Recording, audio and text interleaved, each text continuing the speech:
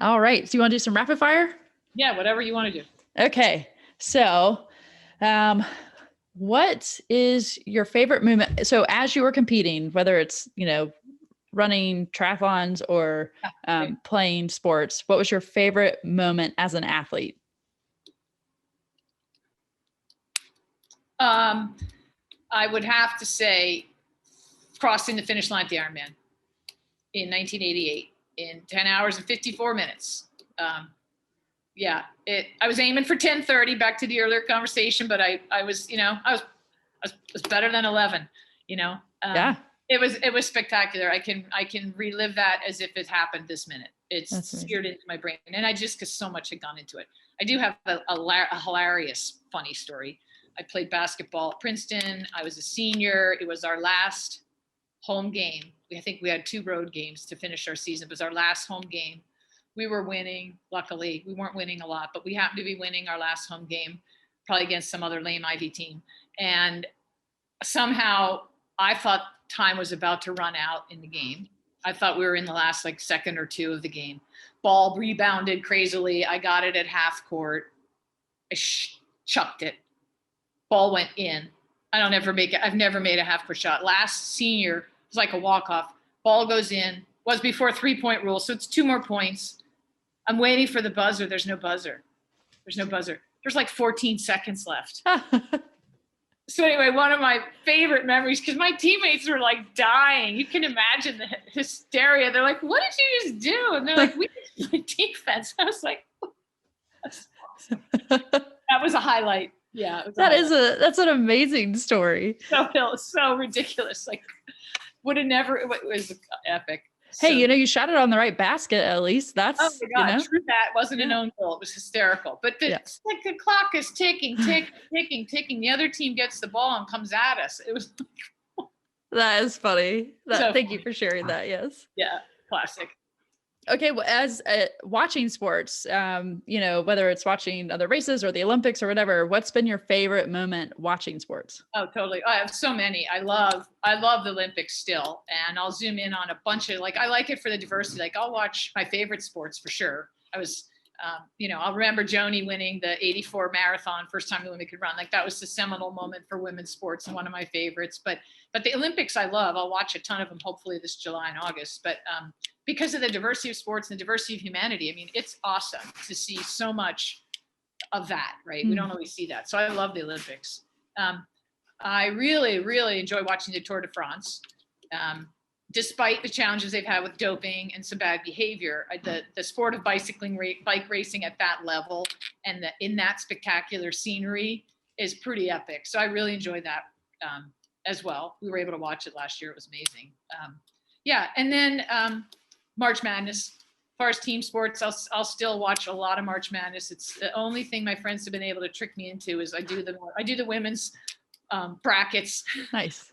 I really suck because I don't pay a whole lot of attention throughout the year, and then I'll just sort of pick my favorites, and I never win anything. But I have a lot of fun, and I really support the women's sports mostly through March Madness and a little bit WNBA, but a little WNSL. I'm not as much of a fan as I mentioned. I am more of a participant than a fan these days, but if I'm watching, it's likely to be something in that zone.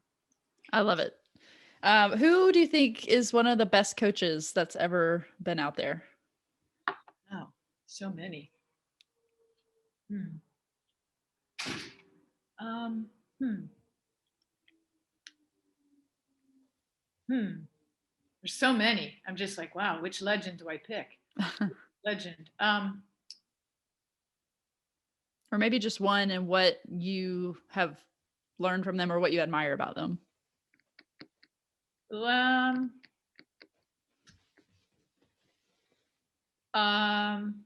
I'll pick one that I'll say I'm not super knowledgeable about this person, but I'm very impressed by his operation and his style. Popovich.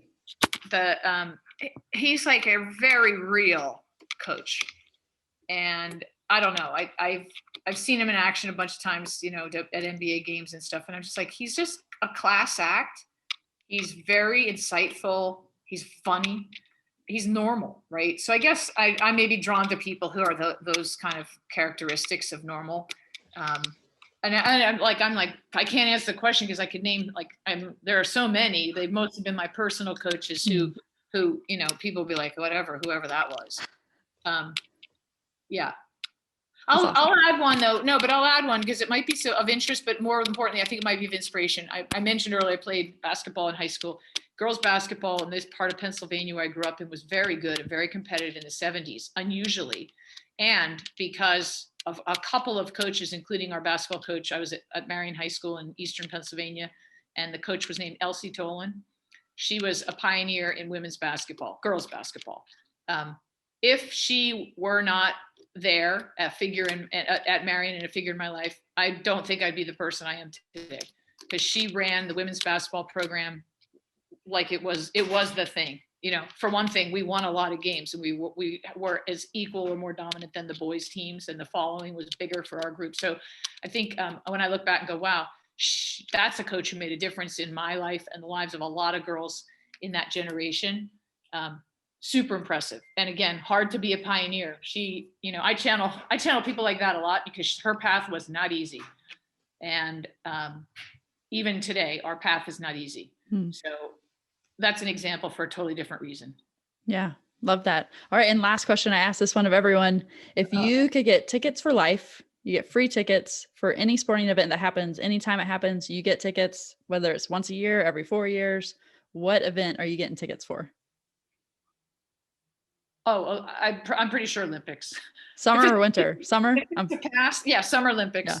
So, oh yeah, no, if it's a pass, I mean, that'd be awesome. Yeah.